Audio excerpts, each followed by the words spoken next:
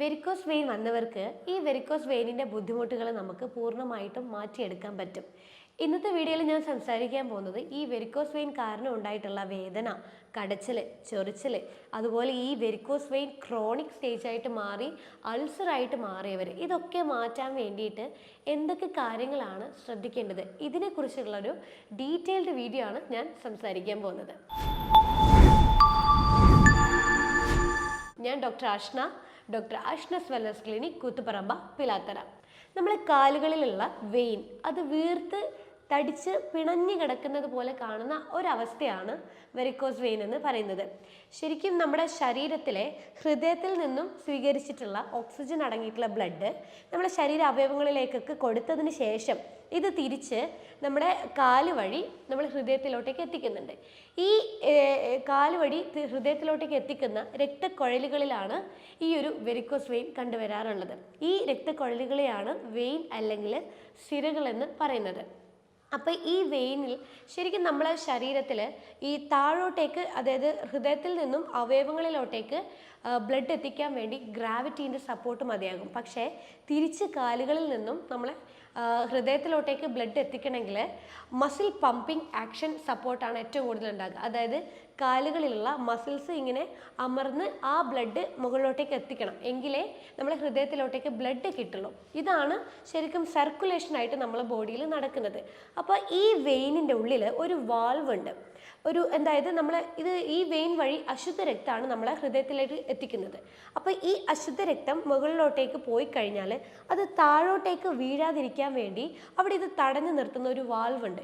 ഈ വാൾവിൽ ഉണ്ടാവുന്ന വീക്ക് അല്ലെങ്കിൽ ഈ വാൾവ് ഡാമേജ് ആകുക, ആ സമയത്ത് അശുദ്ധ രക്തം മുകളിലോട്ടേക്ക് പോകുന്നത് താഴോട്ടേക്ക് ഇങ്ങോട്ടും ഇതിൻ്റെ ബ്ലഡ് സർക്കുലേഷൻ ക്ലിയർ ആവാതെ അവിടെ കുടുങ്ങിക്കിടക്കും. അപ്പോൾ ആ കുടുങ്ങിക്കിടക്കുമ്പോഴാണ് അവിടെ ബ്ലഡ് പ്രത്യേകമായിട്ട് ക്ലോട്ടായിട്ട് അത് നമ്മൾ പുറത്ത് ഈ ഞരമ്പ് ഇങ്ങനെ വീർത്ത രീതിയിൽ കാണുന്നത്. ഇതാണ് വെരിക്കോസ് വെയിൻ എന്ന് പറയുന്നത്. അപ്പോൾ ഈ വെരിക്കോസ് വെയിൻ വരാൻ പല രീതിയിലുള്ള കാരണങ്ങളുണ്ട്. അതിലൊരു കോമൺ ആയിട്ടുള്ളൊരു കാരണമാണ് ജനറ്റിക്, അതായത് പാരമ്പര്യം കൊണ്ടുണ്ടാവുന്ന ഈ ഒരു വെരിക്കോസ് വെയിനിൻ്റെ ഇഷ്യൂ. അതായത് മുൻ തലമുറയിൽ ആർക്കെങ്കിലും ഉണ്ടെങ്കിൽ അതൊരു പ്രായമാകുമ്പോൾ നമുക്കും ഈ കാലുകളിൽ ഈ വെരിക്കോസ് വെയിൻ വരാനുള്ള സാധ്യത വളരെയധികം കൂടുതലാണ്. മറ്റൊരു കാരണം എന്ന് പറയുന്നത് നമ്മുടെ ശരീരഭാരം കൂടുതലായിട്ട് ഉണ്ടാകുമ്പോൾ, അമിതഭാരം കാരണം നമ്മുടെ കാലുകളിലുള്ള വെയിൻ അല്ലെങ്കിൽ സിരകളിലോട്ടേക്ക് ഓവറായിട്ട് സമ്മർദ്ദം ഉണ്ടാകുമ്പോൾ അത് കാരണം നമുക്ക് സ്വാഭാവികമായിട്ടും വെരിക്കോസ് വെയിൻ ഗ്രാജ്വലി ഡെവലപ്പ് ചെയ്യാൻ തുടങ്ങും. പിന്നെ ഒരു കാരണം ഫാറ്റി ലിവർ ആണ്. ഈ ഫാറ്റി ലിവർ ഉള്ള സമയത്ത് പുരുഷന്മാരിലും സ്ത്രീകളിലും ഹോർമോണൽ ഇംബാലൻസ് ഉണ്ടാവാൻ തുടങ്ങും. ഈ ഹോർമോണൽ ഇംബാലൻസ് മെയിനായിട്ട് ഈസ്ട്രോജൻ ഡോമിനൻ്റ് ആണ്. ഈസ്ട്രോജൻ ഡോമിനൻ്റ് ആയിട്ടുള്ള ഹോർമോണൽ ഇംബാലൻസ് കൊണ്ട് തന്നെ നമുക്ക് വെരിക്കോസ് വെയിൻ വരാനുള്ള സാധ്യത വളരെയധികം പോസിബിലിറ്റി ഉണ്ട്. മറ്റൊരു കാരണം തൈറോയ്ഡാണ്. തൈറോയ്ഡ് രോഗികൾക്കും ഹോർമോണൽ പ്രശ്നങ്ങൾ കാരണം കൊണ്ട് തന്നെ വെരിക്കോസിൻ്റെ പ്രശ്നങ്ങൾ നല്ല രീതിയിൽ വരും. പിന്നെ പ്രധാനമായിട്ടും ഈ വെരിക്കോസ് വെയിൻ വരാനുള്ള ഒരു കാരണം എന്ന് പറയുന്നത് കുറേ നേരം നിന്നിട്ടുള്ള ജോലി ചെയ്യുമ്പോഴാണ്. പ്രത്യേകിച്ച് വീട്ടമ്മമാർക്ക് അത് കുറേ നേരം നിന്നിട്ടുള്ള പണിയാണല്ലോ. അതുപോലെ സ്റ്റാഫ് നേഴ്സ്, ഇങ്ങനെയുള്ളവർക്കൊക്കെ ഈ കുറേ നേരം ഈ നിന്ന ജോലികൾ ചെയ്യുമ്പം കാലുകളിലുള്ള മസിൽസ് പ്രത്യേകമായിട്ട് കോൺട്രാക്ട് ചെയ്യില്ല. അതായത് ഇവർ കറക്റ്റായിട്ട് ഇങ്ങനെ അമരണം. ഇവരിങ്ങനെ അമരുമ്പോഴാണ് എന്താവുന്നത്, പതുക്കനെ ഈ കാലിലെ രക്തക്കൊഴൽ വഴി ഈ ബ്ലഡ് മുകളിലോട്ടേക്ക് പോകുന്നത്. പക്ഷേ കുറേ നേരം നിൽക്കുമ്പോൾ ഈ മസിൽസ് കൃത്യമായിട്ട് എന്ത് ചെയ്യുക, കോൺട്രാക്ട് ചെയ്യില്ല. കോൺട്രാക്ട് ചെയ്യാതിരിക്കുമ്പോൾ മുകളിലോട്ടേക്ക് ബ്ലഡ് പോകുന്നത് സാവധാനത്തിൽ കുറയും. കാരണം അവിടുത്തെ വാൾവ് കംപ്ലീറ്റ് ആയിട്ട് ഡാമേജ് ആകുമ്പോൾ മുകളിലോട്ടേക്ക് പോകേണ്ട ബ്ലഡ് മുകളിലോട്ട് പോവാതെ അവിടെ സ്റ്റക്കായി കിടന്ന് അങ്ങനെ വെരിക്കോസ് വെയിൻ ഗ്രാജ്വലി നമുക്ക് ഉണ്ടാവും. പിന്നെ ഒരു പ്രഗ്നൻസി ടൈമിലാണ് ഈ ഒരു വെരിക്കോസ് വെയിൻ വരാനുള്ള മറ്റൊരു സാധ്യത. അതായത് അമ്മയുടെ ഗർഭപാത്രത്തിലെ കുഞ്ഞിനെ താങ്ങുന്തോറും കൂടുതൽ പ്രഷർ വരാൻ തുടങ്ങും കാലുകളിലുള്ള രക്തക്കുഴലുകളിലേക്ക്. അപ്പോൾ ഈ രക്തക്കുഴലുകളിലേക്ക് കൂടുതൽ പ്രഷർ വരുമ്പോൾ സ്വാഭാവികമായിട്ടും അവിടെയുള്ള വാൾവ് ഡാമേജ് ആകുകയും അത് കാരണം കൊണ്ട് തന്നെ നമുക്ക് ഗ്രാജ്വലി വെരിക്കോസ് വെയിൻ വരാനുള്ള സാധ്യതയുണ്ട്. പിന്നൊന്നാണ് ഈ നമ്മുടെ യൂട്രസിലൊക്കെ ഫൈബ്രോയിഡ് പോലുള്ള ഇഷ്യൂസ് കാരണം കാലിൽ ഞരമ്പിലേക്ക് കൊടുക്കുന്ന പ്രഷർ കാരണം ഉണ്ടാകുന്ന വെരിക്കോസ് വെയിൻ, അല്ലെങ്കിൽ നമ്മുടെ വയറിൽ എന്തെങ്കിലും മുഴകളോ കാര്യങ്ങളോ ഉണ്ടെങ്കിൽ അത് കാരണം നമുക്ക് വെരിക്കോസ് വെയിൻ വരാനുള്ള സാധ്യതയുണ്ട്. മറ്റൊരു റീസൺ എന്ന് പറയുന്നത് സെക്കൻഡറി വെരിക്കോസ് വെയിൻ ആണ്. അതായത് DVT, ഡീപ്പ് വെയിൻ ത്രോംബോസിസ് എന്ന് പറയും. അതായത് നമ്മുടെ കാലിൻ്റെ ഉള്ളിലൊരു ഒരു രക്തക്കുഴലുണ്ട്. ആ ഒരു രക്തക്കുഴലുകളിൽ ഇതുപോലെ ബ്ലോക്കോ അല്ലെങ്കിൽ രക്തക്കുഴലിലൂടെ രക്തം കറക്റ്റ് പോവാതെ അവിടെ കെട്ടിക്കിടക്കുമ്പോൾ അതുവഴി രക്തം പോവാതിരിക്കുന്നതിൻ്റെ ഭാഗമായിട്ട് പുറമേയുള്ള നമ്മുടെ കാലുകളിൽ പുറമേ കാണുന്ന ആ ഒരു രക്തക്കുഴൽ വഴി കൂടുതൽ പ്രഷറൈസ് ചെയ്തിട്ട് രക്തം പമ്പ് ചെയ്യാൻ തുടങ്ങും. അപ്പോൾ ആ ഒരു പ്രഷറൈസ് കാരണം നമുക്ക് എന്താവും, വാൾവ് ഗ്രാജുവലി ഡാമേജ് ആകുകയും അത് കാരണം നമുക്കൊരു വെരിക്കോസ് വെയിൻ ഉണ്ടാവുകയും ചെയ്യും. പിന്നെ നമുക്ക് ഈ കുറേ നാളുകളോളം ഉണ്ടാകുന്ന ഹോർമോണൽ റീപ്ലേസ്മെൻറ്റ് തെറാപ്പികൾ എന്തെങ്കിലും ട്രീറ്റ്മെൻ്റ് ആയിട്ട് എടുക്കുന്നവർക്ക് അത് കാരണം വെരിക്കോസ് വെയിനിൻ്റെ പ്രശ്നം ഉണ്ടാകും. കൂടുതൽ നേരം നമ്മൾ വെയിൽ കൊണ്ടുകൊണ്ടിരിക്കുമ്പോൾ നമ്മൾ ഈ പുറമേ നമ്മുടെ സ്കിന്നിൽ ഒരു കൊളാജൻ എന്ന് പറയുന്ന ഒരു പ്രോട്ടീൻ ഉണ്ട്. ഈ ഒരു പ്രോട്ടീൻ ഗ്രാജുവലി ഡാമേജ് ആവാൻ തുടങ്ങുമ്പോൾ ഇത് രക്തക്കുഴലുകളെ ബാധിക്കാൻ തുടങ്ങും. ഈ രക്തക്കുഴലുകളെ ബാധിക്കുമ്പോൾ അവിടെയുള്ള വാൾവാണ് വീക്കാവുന്നത്. വാൾവ് വീക്കായാൽ സ്വാഭാവികമായും മുകളിലോട്ടേക്ക് പോകേണ്ട അശുദ്ധ രക്തം അവിടെ കിടക്കുകയും കെട്ടിക്കിടക്കുമ്പോൾ അവിടെയുള്ള ഈ ഞരമ്പിങ്ങനെ തടിച്ച് വീർത്ത് നമുക്ക് പുറത്ത് കാണാനും ഉണ്ടാകും. ഇത് മറ്റൊരു റീസൺ കൂടിയാണ്. പിന്നെ നമുക്ക് മെനോപോസ്, അതായത് സ്ത്രീകളുടെ മെൻസ്ട്രുവേഷൻ നിന്ന് കഴിഞ്ഞാൽ ഉണ്ടാവുന്ന ഹോർമോണൽ ഇംബാലൻസ് കാരണം ഉണ്ടാവുന്ന ഒരു വെരിക്കോസ് വെയിൻ. അതായത് ഈ സ്ത്രീകളുടെ മെനോപോസ് ആയിക്കഴിഞ്ഞാൽ ഈസ്ട്രോജൻ പ്രൊജസ്ട്രോൺ തമ്മിലുള്ള ഹോർമോണൽ വ്യതിയാനം ഉണ്ടാകും. അതിൽ ഈ പ്രൊജസ്ട്രോൺ കുറച്ച് കുറവായിരിക്കും, ഈസ്ട്രോജൻ അതിനേക്കാളേറെ കുറച്ചൊന്ന് കൂടുതലായിരിക്കും. അപ്പോൾ അങ്ങനെയുള്ളവർക്ക് ഈസ്ട്രോജൻ ഡോമിനൻ്റ് ആയിട്ടുള്ള വെരിക്കോസ് വെയിൻ വരാനുള്ള സാധ്യതയുണ്ട്. അപ്പോൾ ഇതൊക്കെയാണ് പ്രധാനമായിട്ടും നമുക്ക് വെരിക്കോസ് വെയിൻ വരാനുള്ള കാരണങ്ങളെന്ന് പറയുന്നത്. അപ്പോൾ ഈ കാരണങ്ങൾ നമ്മൾ ഇപ്പം വെരിക്കോസ് വെയിനിൻ്റെ ബുദ്ധിമുട്ടുകൾ കുറേ പേർക്ക് എന്തായാലും ഉണ്ടാവും. അതായത് സ്റ്റാർട്ടിങ് സ്റ്റേജിൽ ഉണ്ടാവില്ല, ഗ്രാജുവലി വേദനകളും അതുപോലെ അതിൻ്റെ പല ലക്ഷണങ്ങളും ഉണ്ടാവും. അപ്പം നമ്മൾ ട്രീറ്റ്മെൻറ്റ് എടുക്കുമ്പോഴേ ഇതിലേതെങ്കിലും ഒരു കാരണം നിങ്ങൾ സഫർ ചെയ്യുന്നുണ്ടാവും. അപ്പോൾ ആ കാരണം കൂടി നമ്മൾ നോക്കി ട്രീറ്റ്മെൻറ്റ് എടുക്കുമ്പോഴാണ് ശരിക്കും വെരിക്കോസ് വെയിൻ എല്ലാ രീതിയിലും ബുദ്ധിമുട്ട്, അതിപ്പോൾ അൾസർ ആയാലും അതെ, അതിപ്പോൾ സ്റ്റാർട്ടിങ് സ്റ്റേജിലുള്ള ബുദ്ധിമുട്ടുകളായാലും അതെ, എല്ലാം നമുക്ക് ക്ലിയർ അപ്പ് ചെയ്യണമെങ്കിൽ ഇതിൻ്റെ ഡീപ്പ് റൂട്ടും കൂടി നോക്കി അത് തിരിച്ചറിഞ്ഞ് അതിൻ്റെ ക്രമേണ നമ്മൾ ട്രീറ്റ്മെൻറ്റ് എടുത്തു കഴിഞ്ഞാൽ ബുദ്ധിമുട്ടുകൾക്ക് നല്ല രീതിയിൽ മാറ്റം ഉണ്ടാവും. പിന്നെ ഈ ബുദ്ധിമുട്ടുകൾ എന്ന് പറയുമ്പം നമുക്ക് ആദ്യം തന്നെ ഉണ്ടാവുന്നത് കടച്ചിലായിരിക്കും. കുറേ നേരം നിന്ന് കഴിഞ്ഞാൽ നമുക്ക് കാലൊരു കടച്ചിൽ വന്നിട്ട് നമുക്ക് എന്തെങ്കിലും ഒന്ന് ഇരുന്ന് കഴിഞ്ഞാൽ ആ വേദന കുറയുന്ന രീതിയിലൊരു വേദനയാണ് ഉണ്ടാകുക. പിന്നെ ഗ്രാജുവലി നമുക്കത് കാലുകൾ മൊത്തത്തിൽ നീര് കയറും, കാലിൽ വേദനകൾ, കടച്ചലിനേക്കാളേറെ വേദന വരാൻ തുടങ്ങും, ചൊറിച്ചൽ വരും, മരവിപ്പ് വരും, പതുക്കിനെ നമുക്ക് പുകച്ചൽ കാര്യങ്ങൾ വരും. കുറേ നേരം നിന്ന് കഴിഞ്ഞാൽ കാല് മൊത്തം നീര് നിറഞ്ഞ രീതിയിൽ വരും. റെസ്റ്റ് എടുത്തു കഴിഞ്ഞാൽ ആ നീർക്കെട്ട് കുറയും. പിന്നെ ഈ കാലിൻ്റെ സ്കിൻ കളറ് പതുക്കനെ മാറി അതൊരു റെഡ് കളറായി പിന്നെ അത് ബ്ലാക്ക് കളറിലോട്ടേക്ക് മാറാൻ തുടങ്ങും. അത് വെരിക്കോസ് എക്സിമ പോലുള്ള വേറൊരു എക്സിമ കണ്ടീഷനിലോട്ടേക്ക്, സ്കിൻ അലർജി പോലെയുള്ളൊരു കണ്ടീഷനിലേക്ക് മാറും. ഗ്രാജുവലി അൾസറായിട്ട് മാറും. ഇതാണ് നമുക്ക് വെരിക്കോസ് വെയിൻ വന്നു കഴിഞ്ഞാൽ ഉണ്ടാവുന്ന ലക്ഷണങ്ങൾ എന്ന് പറയുന്നത്. ഈ വെരിക്കോസ് വെയിന് പലതരത്തിലുള്ള സ്റ്റേജുകളുണ്ട്. 5 സ്റ്റേജുകളായിട്ടാണ് വെരിക്കോസ് വെയിൻ ഉണ്ടാകുക. അതിലത്തെ ആദ്യത്തെ സ്റ്റേജാണ് സ്പൈഡർ വെയിൻ എന്ന് പറയും. അതായത് നമ്മൾ കാണാറുണ്ട് ചില ആളുകളുടെ കാലുകളിൽ ഒരു പർപ്പിൾ, ഒരു പിങ്ക് കളർ പോലെയുള്ളൊരു ചെറിയൊരു നേർത്ത രക്തക്കുഴലുകൾ ഇങ്ങനെ ചുരുണ്ടിങ്ങനെ കാണുന്നത്. ഇതിന് സ്പൈഡർ വെയിൻ എന്ന് പറയും. ഇതാണ് സ്റ്റാർട്ടിങ് സ്റ്റേജ്. ഇതിലങ്ങനെ പ്രത്യേകിച്ച് ബുദ്ധിമുട്ടുകളോ കാര്യങ്ങളോ അങ്ങനെ ഉണ്ടാവില്ല. പിന്നെയാണ് നമുക്ക് സ്റ്റേജുകൾ ഇങ്ങനെ കൂടിക്കൂടി വരുന്നത്. സ്റ്റേജ് 2 അതിൽ നമ്മുടെ ഞരമ്പ് ചെറുങ്ങനെ വീർത്ത് വരാൻ തുടങ്ങും. അവിടെയാണ് നമുക്ക് പതുക്കനെ ബുദ്ധിമുട്ടുണ്ടാകുക, കടച്ചിലുണ്ടാവാൻ തുടങ്ങും.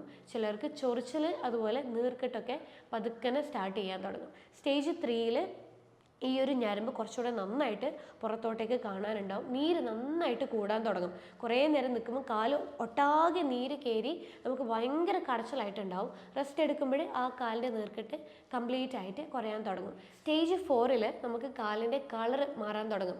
സ്കിന്ന് വളരെ നേർത്ത് ഭയങ്കര എവിടെയെങ്കിലും ഒന്ന് ഉരച്ച് കഴിഞ്ഞാൽ പൊട്ടുന്ന രീതിയിൽ വളരെ നേർത്ത സ്കിന്നാകും. കളർ പിങ്കായി, പിന്നെ റെഡായി, പിന്നെ കറുത്ത കളറിലോട്ടേക്ക് കാലിൻ്റെ സ്കിൻ കളറ് മാറാൻ തുടങ്ങും. ഇത് സ്റ്റേജ് 4 ആണ്. സ്റ്റേജ് 5 എന്ന് പറയുന്നത് വെരിക്കോസ് അൾസറാണ്. അത് ക്ലിയറായിട്ട് ഗ്രാജുവലായിട്ട് ഇങ്ങനെ കൂടി അതിൻ്റെ സൈസൊക്കെ കൂടി വരാൻ തുടങ്ങും, വേദന കൂടാൻ തുടങ്ങും, നിൽക്കാൻ ഒട്ടും തന്നെ പറ്റാത്ത രീതിയിലോട്ടേക്കായിട്ട് മാറും. ഇതാണ് വെരിക്കോസ് വെയിനിൻ്റെ സ്റ്റേജുകൾ എന്ന് പറയുന്നത്. അപ്പോൾ ഈ വെരിക്കോസ് വെയിൻ ഉണ്ടായിക്കഴിഞ്ഞാൽ അതിപ്പം അതിൻ്റെ എന്ത് ബുദ്ധിമുട്ടായാലും അതുപോലെ അൾസർ ആയാലും എന്താണ് നമ്മൾ കാര്യമായിട്ട് ഇത് കുറയാൻ വേണ്ടിയിട്ട് ശ്രദ്ധിക്കേണ്ടത്? ആദ്യത്തെ ഇതൊരു മാനേജ്മെൻ്റ് ആയിട്ടാണ് നമ്മളിത് കാര്യമായിട്ട് ശ്രദ്ധിക്കുക. കാരണം നമ്മൾക്ക് ഈ വെരിക്കോസ് വെയിനിൻ്റെ ഓരോ റീസൺ എന്ന് പറയുന്നത് മസിൽസ് കറക്റ്റായിട്ട് പമ്പ് ചെയ്യുന്നില്ല.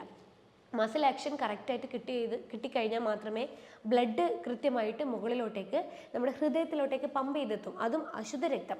അപ്പം ഈ മസിൽസ് ആക്ഷൻ കൂട്ടണമെങ്കിൽ ഈ സ്റ്റാർട്ടിങ് തൊട്ടേ ഈ വെരിക്കോസ് വെയിൻ നമ്മൾ കാലുകളിൽ കണ്ടെന്ന് കഴിഞ്ഞാൽ പതുക്കനെ നമ്മൾ എന്ത് ചെയ്യാം, എക്സസൈസ് സ്റ്റാർട്ട് ചെയ്യുക. കാഫ് മസിൽ ഓറിയൻറ്റഡ് ആയിട്ടുള്ള എക്സസൈസുകൾ നമ്മൾ കൂടുതലായിട്ട് പ്രൊമോട്ട് ചെയ്യുമ്പോൾ ഗ്രാജ്വലി ഈ മസിൽസ് നന്നായിട്ട് കോൺട്രാക്റ്റ് ആവുകയും ഗ്രാജ്വലി ബ്ലഡ് മുകളിലോട്ടേക്ക് പമ്പ് ചെയ്ത് നമ്മൾ ഹൃദയത്തിൽ എത്തുകയും ചെയ്യും. അപ്പോൾ ഒന്നാമത്തെ കാര്യം, നമ്മൾ കാഫ് മസിൽ ഓറിയൻറ്റഡ് ആയിട്ടുള്ള എക്സസൈസുകൾ നന്നായിട്ട് റെഗുലറായിട്ട് ഒരു 20 മിനിറ്റെങ്കിലും ഡെയിലി ചെയ്യാൻ വേണ്ടിയിട്ട് ശ്രദ്ധിക്കുക. രണ്ടാമത്, നമ്മൾ ഈ കംപ്രഷൻ സ്റ്റോക്കിങ്സ് എന്ന് പറയും. അതായത് നമ്മൾ തുടക്കത്തിലെ ഈ ഒരു വെരിക്കോസ് വെയിൻ നമ്മൾ ഐഡൻറ്റിഫൈ ചെയ്ത് കഴിഞ്ഞാൽ നമുക്ക് ഓരോ സ്റ്റേജ് രീതിയിലും ഇതിൻ്റെ ഈ സ്റ്റോക്കിങ്സ് അവൈലബിൾ ആണ്.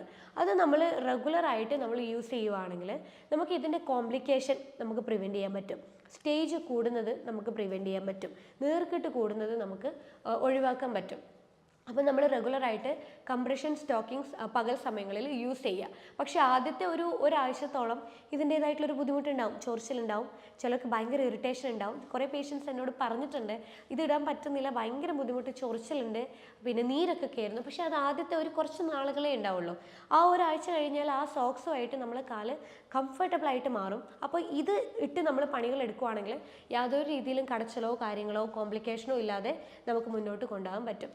മറ്റൊരു കാര്യം, നമുക്ക് റെഗുലറായിട്ട് കാലിന് മസാജ് ചെയ്ത് കൊടുക്കുക. അതായത് നമ്മൾ കുളിക്കുന്നതിന് മുന്നെയോ അല്ലെങ്കിൽ നമ്മൾ കിടക്കുന്നതിന് മുന്നെയോ ഫ്രീ ടൈമിലോ കുറച്ച് വെളിച്ചെണ്ണയോ ഒലിവ് ഓയിലോ ഇതുപോലുള്ള കുറച്ച് ഓയിൽ ഉപയോഗിച്ചിട്ട് നമ്മൾ കാൽപാദത്തിൽ നിന്ന് താഴെ നിന്ന് മുകളിലോട്ടേക്ക് നമ്മൾ നന്നായിട്ട് മസാജ് ചെയ്ത് കൊടുക്കുക. കാരണം എന്താ, താഴെ നിന്ന് മുകളിലോട്ടേക്കല്ലേ ബ്ലഡ് പോവാത്തത്.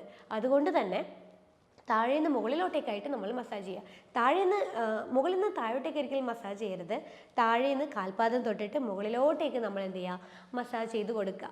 അത് റെഗുലറായിട്ട് ഒരു 5 മിനിറ്റോളം നമ്മൾ ചെയ്യുന്നത് സർക്കുലേഷൻ മുകളിലോട്ട്, ബ്ലഡ് പതുക്കനെ മുകളിലോട്ട് പോകുമ്പം ഹൃദയത്തിലേക്ക് കിട്ടും, ഞരമ്പ് ഒന്ന് അമരും. അപ്പോൾ നമുക്ക് നല്ല കടച്ചലിന് മാറ്റം ഉണ്ടാവും, വേദനക്ക് മാറ്റം ഉണ്ടാവും, നീർക്കിട്ടുണ്ടെങ്കിൽ അത് കംപ്ലീറ്റ് ആയിട്ട് മാറും. പിന്നെ പ്രത്യേകിച്ച് ഈ ഞരമ്പ് ഇങ്ങനെ തടിച്ച് നിൽക്കുന്നുണ്ടെങ്കിൽ നമ്മൾ അവിടെ എന്ത് ചെയ്യുക, ഒരു സർക്കുലാർ മോഷനിൽ നമ്മൾ എന്ത് ചെയ്യുക, ഒരു വട്ടത്തിൽ നമ്മൾ ഇങ്ങനെ മസാജ് ചെയ്ത് കൊടുക്കുന്നതും ആ ഞരമ്പ് ഒന്ന് വീർത്ത് നിൽക്കുന്നത് കുറയും.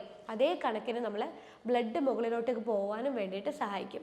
പിന്നെ നമ്മൾ ശ്രദ്ധിക്കേണ്ട മെയിൻ കാര്യം, ഭക്ഷണത്തിൽ കുറച്ച് ക്രമീകരണങ്ങൾ നമ്മൾ മെയിൻറ്റെയിൻ ചെയ്യുക എന്നുള്ളതാണ്. അതായത് നമ്മൾ ഞരമ്പുകൾക്ക് ഇപ്പം ആവശ്യം വൈറ്റമിൻ സി റിച്ച് ആയിട്ടുള്ള ഫ്രൂട്ട്സും വെജിറ്റബിൾസും നല്ല രീതിയിൽ ഉൾപ്പെടുത്തി കൊടുക്കുക എന്നുള്ളതാണ്. കാരണം വൈറ്റമിൻ സി നല്ല രീതിയിൽ നമ്മുടെ ഞരമ്പിൻ്റെ ഹെൽത്തിനെ നിലനിർത്തുന്ന ഒരു പ്രധാനമായിട്ടുള്ള ഒരു ന്യൂട്രീഷനാണ്. ആ ന്യൂട്രീഷൻ നമ്മൾ ഡെയിലി ബേസിസിൽ ഉൾപ്പെടുത്തുക. അതായത് ഫ്രൂട്ട്സിലാണെങ്കിൽ നമുക്ക് പേരക്ക, പപ്പായ, ഓറഞ്ച്, ലെമൺ, മുസമ്പി, പിന്നെ അതുപോലെ ഇതൊക്കെ നമുക്ക് ഫ്രൂട്ട്സ് നന്നായിട്ട് ഉൾപ്പെടുത്തുക. വെജിറ്റബിൾസിലാണെങ്കിൽ നമുക്ക് കക്കിരിക്ക, ക്യാപ്സിക്കം, ക്യാബേജ്, ബ്രൊക്കോളി ഇതുപോലുള്ള ഫ്രൂട്ട്സ് വെജിറ്റബിൾസ് ഒക്കെ നമ്മൾ ഉൾപ്പെടുത്തി കൊടുക്കുക. ഇത് റെഗുലറായിട്ട് നമ്മൾ കഴിക്കുന്നുണ്ടെങ്കിൽ നമ്മൾ ഞരമ്പിൻ്റെ ഹെൽത്ത് നിലനിർത്താൻ പറ്റും, കോംപ്ലിക്കേഷൻ നമുക്കില്ലാതെ മുന്നോട്ട് കൊണ്ടുപോകാനും പറ്റും. അപ്പോൾ ഭക്ഷണത്തിൽ വൈറ്റമിൻ സി റിച്ച് ആയിട്ടുള്ള ഫുഡുകൾ നന്നായിട്ട് കുക്ക്ഡായിട്ടും അതുപോലെ വെജിറ്റബിൾ സാലഡ്, ഫ്രൂട്ട് സാലഡ് എന്നുള്ള രീതിയിലൊക്കെ നന്നായിട്ട് നമ്മൾ ഉൾപ്പെടുത്തി കൊടുക്കുക. പിന്നെ ഈ നമുക്ക് കാലിന് ഒരു സ്റ്റേജ് കഴിഞ്ഞാൽ നീർക്കെട്ടൊക്കെ വരാൻ തുടങ്ങും, കടച്ചിലൊക്കെ നന്നായിട്ട് കൂടാൻ തുടങ്ങി കഴിഞ്ഞാൽ നമ്മൾ എന്ത് ചെയ്യുക, കാല് പൊക്കി വെച്ചിട്ട് നമ്മൾ കാലിന് റെസ്റ്റ് കൊടുക്കാം. പ്രധാനമായിട്ടും നമ്മളിപ്പം വീട്ടിൽ ഫ്രീ ആയിട്ട് ഇരിക്കുവാണെങ്കിൽ നമ്മളൊരു സ്റ്റൂൾ അല്ലെങ്കിൽ ചെയറിൻ്റെയോ സപ്പോർട്ട് വെച്ചിട്ട് അതിൻ്റെ മേലൊരു പില്ലോ കൂടി വെക്കുക. എന്നിട്ട് നമ്മുടെ ഹാർട്ട് ലെവലിൽ വേണം നമ്മുടെ കാല് പൊങ്ങി നിൽക്കാൻ വേണ്ടിയിട്ട്. എങ്കിലേ കറക്റ്റായിട്ട് നമുക്ക് ബ്ലഡ് സർക്കുലേഷൻ നമ്മളെ ഹൃദയത്തിലൊക്കെ കിട്ടുള്ളൂ. അതുപോലെ നമ്മൾ കിടക്കാൻ നേരത്ത് നമ്മൾ ബെഡിൻ്റെ അടിയിൽ പില്ലോ വെച്ചിട്ട് ഉയർത്തി വെക്കുക. അപ്പോൾ കറക്റ്റ് നമ്മുടെ കാല് നമ്മുടെ ഹൃദയത്തിൻ്റെ ലെവലിൽ നിൽക്കും. അങ്ങനെ വരുമ്പോഴും നമുക്ക് ഈസി ആയിട്ട് ബ്ലഡ് സർക്കുലേഷൻ പതുക്കെ മുകളിലോട്ട് കയറി ഹൃദയത്തിലേക്ക് ബ്ലഡ്, അശുദ്ധ രക്തം കൃത്യമായിട്ട് കിട്ടാൻ തുടങ്ങുമ്പോൾ വെരിക്കോസ് വെയിനിൻ്റെ ബുദ്ധിമുട്ട്, നീർക്കെട്ടൊക്കെ നന്നായിട്ട് കുറഞ്ഞ് വേദനയും ആ കാലിനൊരു ഭാരമൊക്കെ കൂടുതലായിട്ടുണ്ടാവും. ആ ഭാരമൊക്കെ ഒന്ന് കുറഞ്ഞ് കാലിൻ്റെ നോർമൽ ഷേപ്പിലോട്ടേക്ക് വരാൻ തുടങ്ങും. ഞരമ്പൊക്കെ നന്നായിട്ട് അമർന്ന് നോർമൽ കാല് പോലെ കാണാനുണ്ടാവും. അപ്പോൾ ഇതാണ് നമ്മൾ ശ്രദ്ധിക്കേണ്ടത്. വെരിക്കോസ് വെയിൻ വന്നു കഴിഞ്ഞാൽ ഉണ്ടാവുന്ന മാനേജ്മെൻറ്റായിട്ട് ശ്രദ്ധിക്കേണ്ട കാര്യങ്ങൾ. ഈ 5 കാര്യങ്ങൾ സ്ഥിരമായിട്ട് നിങ്ങൾ റെഗുലർ റൊട്ടീൻ പോലെ ചെയ്യുവാണെങ്കിൽ വെരിക്കോസ് വെയിൻ നല്ല രീതിയിൽ നമുക്ക് പ്രിവെൻറ്റ് ചെയ്യാൻ പറ്റും. കടച്ചിൽ കുറയും, ആ ഞരമ്പൊക്കെ ഒന്ന് നന്നായിട്ടൊന്ന് അമരാൻ തുടങ്ങും, നീർക്കെട്ടുണ്ടാവില്ല, അതുപോലെ കാലിൻ്റെ കളറ് മാറാൻ തുടങ്ങില്ല. അതുപോലെ നമുക്ക് ഇതിൻ്റെ കോംപ്ലിക്കേഷൻ ആയിട്ടുള്ള അൾസർ വരുന്നത് കംപ്ലീറ്റ് ആയിട്ട് നമുക്ക് പ്രിവെൻറ്റ് ചെയ്യാൻ പറ്റും. പിന്നെ ഈ വെരിക്കോസ് വെയിൻ വന്നു കഴിഞ്ഞാൽ കുറച്ച് ബ്ലഡ് ടെസ്റ്റുകൾ നമ്മൾ ചെക്ക് ചെയ്യേണ്ടത് അത്യാവശ്യമാണ്. കാലിൻ്റെ നീര് കാര്യങ്ങളൊക്കെ വരുന്നുണ്ട്, അങ്ങനെയുണ്ടെങ്കിൽ അതുപോലെ കടച്ചിലൊക്കെ കൂടുന്നുണ്ട്, കാലിൻ്റെ ഭാരം നന്നായിട്ട് കൂടുന്നുണ്ടെന്ന് കണ്ടു കഴിഞ്ഞാൽ നമ്മൾ എന്ത് ചെയ്യണം, ബ്ലഡ് ടെസ്റ്റിൽ ESR, CRP, പ്ലേറ്റ്ലേറ്റ് ഈ 3 ബ്ലഡ് ടെസ്റ്റുകൾ നമ്മൾ ചെക്ക് ചെയ്ത് കൊടുക്കുക. അതുപോലെ ഞാൻ നേരത്തെ പറഞ്ഞു ലിവർ റിലേറ്റഡ് ആയിട്ട് നമുക്ക് വെരിക്കോസ് വെയിൻ വരാം. അതുകൊണ്ട് തന്നെ നമ്മൾ എന്ത് ചെയ്യുക, ബ്ലഡ് ടെസ്റ്റിൽ അതുപോലെ liver function test LFT check ചെയ്യുക, ഫെറിറ്റിൻ്റെ കൗണ്ടും കൂടി നമ്മൾ ചെക്ക് ചെയ്ത് കൊടുക്കുക. അപ്പോൾ നമുക്ക് ഐഡൻറ്റിഫൈ ചെയ്യാൻ പറ്റും ലിവർ റിലേറ്റഡ് ആണോ ഈ ഒരു വെരിക്കോസ് വെയിൻ. അപ്പോൾ ഇത്രയും കാര്യങ്ങൾ നമ്മൾ ശ്രദ്ധിച്ചു കഴിഞ്ഞാൽ തന്നെ കുറേയധികം നമുക്ക് വെരിക്കോസ് വെയിനിനെ നമുക്ക് പ്രിവെൻറ്റ് ചെയ്യാൻ പറ്റും. പക്ഷേ ഇത്രയും ചെയ്തിട്ട് നിങ്ങൾക്ക് യാതൊരു മാറ്റവും ഉണ്ടാവുന്നില്ല, കടച്ചിൽ കുറയുന്നില്ല, പിന്നെയും വരുന്നുണ്ട്, നെറുക്കെട്ട് വല്ലാണ്ട് കൂടുന്നുണ്ട്, കാലിൻ്റെ കളർ വല്ലാതെ കൂടുന്നു, ഇതിൻ്റെ കോംപ്ലിക്കേഷനായ വെരിക്കോസ് അൾസർ വരുന്നുണ്ട്, അങ്ങനെയുണ്ടെങ്കിൽ നിങ്ങളൊരു ഡോക്ടറെ കൺസൾട്ട് ചെയ്യുക. ഡോക്ടറെ കൺസൾട്ട് ചെയ്ത് ഇതിൻ്റെ കാരണം കൂടി ഐഡൻറ്റിഫൈ ചെയ്ത് ട്രീറ്റ്മെൻറ്റ് എടുക്കുമ്പോഴാണ് കൃത്യമായിട്ട് നമുക്കിതിൽ നിന്ന് കംപ്ലീറ്റ് റിക്കവറി കിട്ടുന്നത്. അല്ലെങ്കിൽ ഈ ഒരു കോംപ്ലിക്കേഷൻ നീണ്ടു പോയി കഴിഞ്ഞാൽ ഇത് വർഷങ്ങളോളം ഇതിൻ്റെ ബുദ്ധിമുട്ട് നമ്മൾ ഫേസ് ചെയ്തുകൊണ്ടേ ഇരിക്കേണ്ടി വരും. അൾസർ ആയാലും അതുപോലെ ബുദ്ധിമുട്ടുകളായാലും. അൾസറൊക്കെ വന്നു കഴിഞ്ഞാൽ അവിടെ സർക്കുലേഷനേ ഇല്ല, ബ്ലഡ് സർക്കുലേഷൻ ഇല്ല, ഇൻഫെക്റ്റഡ് ആയിട്ടുള്ള ഒരു കണ്ടീഷനാണ്. അപ്പോൾ അവിടെ ശുദ്ധരക്തം കിട്ടിക്കഴിഞ്ഞാൽ മാത്രമേ അശുദ്ധ രക്തത്തിനെ ക്ലിയർ ആക്കി നമുക്ക് എന്ത് ചെയ്യാൻ പറ്റുള്ളൂ, ആ മുറിവിനെ ഉണക്കി കംപ്ലീറ്റ് അതിൻ്റെ സ്കിന്നിനെ പഴയ രീതിയിലേക്ക് കൊണ്ടുവരാൻ പറ്റുള്ളൂ. അല്ലെങ്കിൽ ആ തൊലി പോയ ഭാഗം അതെന്നും ഒരു ചെറുതായിട്ട് ഉണങ്ങി എല്ലാ വർഷവും ഇതിങ്ങനെ റിപ്പീറ്റഡ് ആയിട്ട് വന്നുകൊണ്ടിരിക്കാനുള്ള സാധ്യതയുണ്ട്. അപ്പോൾ നല്ല രീതിയിൽ ആ ഒരു പ്രത്യേക ഭാഗത്ത് സർക്കുലേഷൻ കൂട്ടി ശുദ്ധരക്തം എത്തിച്ചു കഴിഞ്ഞാൽ നമുക്ക് വെരിക്കോസ് വെയിൻ അൾസർ ആയാലും വെരിക്കോസ് വെയിനിൻ്റെ ബുദ്ധിമുട്ടായാലും നല്ല രീതിയിൽ മാറ്റിയെടുക്കാൻ പറ്റും. അപ്പോൾ വെരിക്കോസ് വെയിനെ കുറിച്ച് നിങ്ങൾക്ക് കൂടുതലായിട്ട് അറിയണമെങ്കിൽ താഴെ കാണുന്ന നമ്പറിൽ നിങ്ങൾ കോൺടാക്ട് ചെയ്താൽ മതി. അടുത്തൊരു ഹെൽത്ത് ടോപ്പിക്കുമായിട്ട് അടുത്ത വീഡിയോ കാണാം. അതുവരേക്കും ബൈ.